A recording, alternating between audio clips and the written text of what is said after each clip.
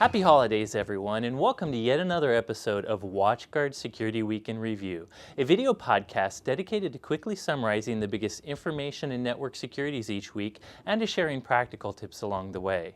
I'm Corey Nachreiner, your host and general security professional, and this is the episode for the week starting December 10th, 2012. Due to some speaking events and even a WatchGuard holiday party, I have to make this episode very brief. There's a lot of news this week, so if you don't always check the WatchGuard Security Center blog for this video post, you should go there and make sure to check the reference section, because I'll include some stories I'm not going to talk about in this video. So I'm going to start with the obligatory Microsoft Patch Day note. This was the week of Microsoft Patch Day, and they did release a bunch of security bulletins. And Adobe, as well as Google Chrome, released security updates as well. I wrote about all these updates on WatchGuard Security Center, so I'm not going to talk about them here. But if you have Microsoft software, Adobe Flash or Cold Fusion, or Google Chrome, be sure to update. Let's start by talking about a couple noteworthy breaches, starting with Ghost Shell. Ghost Shell is a hacking group we've talked about before, which has done some data breaches, then shared them publicly. This week they announced some more breaches, this time seeming to target government-like organizations, the FBI, the Pentagon, NASA, the ESA, and other such organizations. In their pastebin post, they claim to have stolen 1.6 million records containing email addresses, names, and other personal information. Not only super risky information like credit cards or passwords, it seems, but still information that you would want to keep private. Based on their pastebin post, it looks like they were leveraging mostly SQL injection flaws to do this. So the one takeaway is SQL injection is a big way for web application attackers to steal data. You should definitely make sure any web applications in your organization have secure coding, and make sure you do basic SQL hardening, making sure your web service only uses limited SQL users, that you use stored parameterized procedures rather than concatenating SQL code. If you don't know much about web application security, I also recommend you check out OWASP.org. The second breach is noteworthy and ironic because it affects an industry site. Exploit Hub is an organization that sells exploits. I don't necessarily like this type of situation. In my security predictions this year, I talked about organizations like Revuln and other exploit markets that sell exploits to the highest bidder. I personally don't like them. But in any case, this week, Exploit Hub's site was breached. And they were breached by the Injector team, who's another group that sells exploits.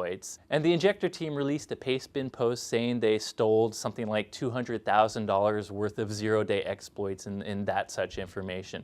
The Exploit Hub did fess up and say they were breached. It seems to be a script that shouldn't have been on their website that was the ultimate flaw that allowed this SQL injection type of attack to work. The takeaway is even security professionals make mistakes. There is no silver bullet security. You should definitely layer your defenses, but also keep constant vigilance to try to protect yourself from these sorts of breaches. There were a couple new interesting malware samples this week, including a Mac Trojan that leverages malicious SMSs.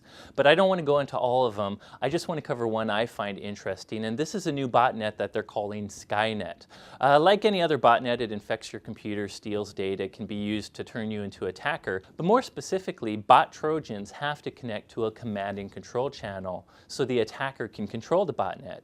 Skynet uses a new way to obfuscate the command and control channel. It actually uses Tor and its Torized services to obfuscate this command and control channel. So this is a great way for bot herders to avoid authorities obfuscating their command and control servers. But a more interesting aspect about this particular botnet is Reddit, a very popular social network site online, does this thing they call Ask Me Anything, or AMA. And a bot herder did a Ask Me Anything, and most people assume this particular bot herder is the guy that controls Skynet, essentially because he talks about how he uses Tor to anonymize his command and control, and he's using Skynet essentially to do things like create false bitcoins and things like that. In any case, it's a fascinating read if you're interested in trying to know what goes into the mind of a bot herder. I'll be sure to have a link to the Reddit Ask Me Anything on the reference section of my WatchGuard Security Center post for this video. I recommend you check it out. In rumor news, on Monday, a couple huge sites actually had some significant downtime. Both Google's Gmail and then later in the day, Facebook had significant outages where they were down for around 30 minutes or so. In both cases, the Google and Facebook have now claimed there were technical, legitimate network reasons for the outage. But during the week, one of the attacker groups out there, Nazi, actually claimed credit for taking them down. This is purely rumor. I actually am not sure if that's the case. So take this rumor for what you will, but it did have the InfoSec community abuzz on Monday and Tuesday. So let's end with two fun security news items. The first is yet another update to my favorite InfoSec soap opera, the John McAfee case. Well, this week, Guatemala did extradite John McAfee, and they extradited him to the USA. So apparently, McAfee is now comfortable in Miami, where he did some press conferences. He still claims he's innocent, but he has done some strange things along the way. But more interestingly, last week I mentioned how there was stories about John McAfee having 2 heart attacks while he was in police custody in Guatemala. As it turns out, it's more likely he just fainted due to dehydration. But in any case, I'll keep following this story, and it'll be interesting to see what happens if this case ever does go to court. For the second fun story, I want to talk about a AR.Drone hack. If you've never heard of the AR.Drone, it's this fun little quadcopter, a 4-bladed helicopter that you can actually fly with your iPhone or iPad. Part of why you can fly this quadcopter with the horrible touch controls of an iOS device is because of the sophisticated computing technology in the AR.Drone. It has forward-mounted and bottom-mounted cameras that can help it keep track of its position. It has a gyro, and it has a small computer that keeps track of it and stabilizes the device. On top of it, there's a big hacking community around the AR drones. You can actually install your own software on these drones to do face detection and have it follow objects and things like that. At one of the meetings where these ARDrone hackers showed off the things they could do, apparently one of the hackers released the first ever ARDrone virus. It was essentially a piece of JavaScript that one ARDrone could wirelessly transmit to another ARDrone.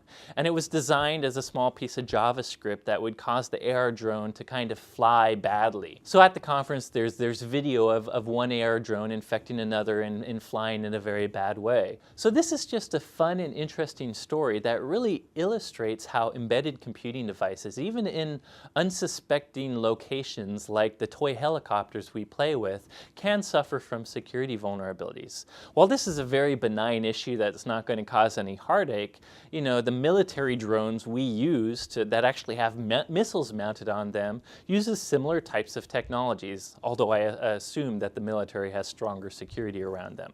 In any case, it should be a reminder that there's many devices in your network and in your homes.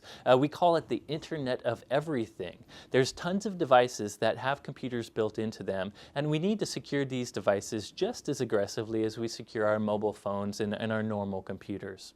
So that's the episode for this week. Thanks for joining me. Be sure to check out the WatchGuard Security Center blog and check out this video's post so that you can see the reference links where I'll have some more stories. And of course, follow me on Twitter. I'm @SecAdept. And follow WatchGuard. We're @WatchGuard Tech. Thank you for watching. And as always, we're rooting for you.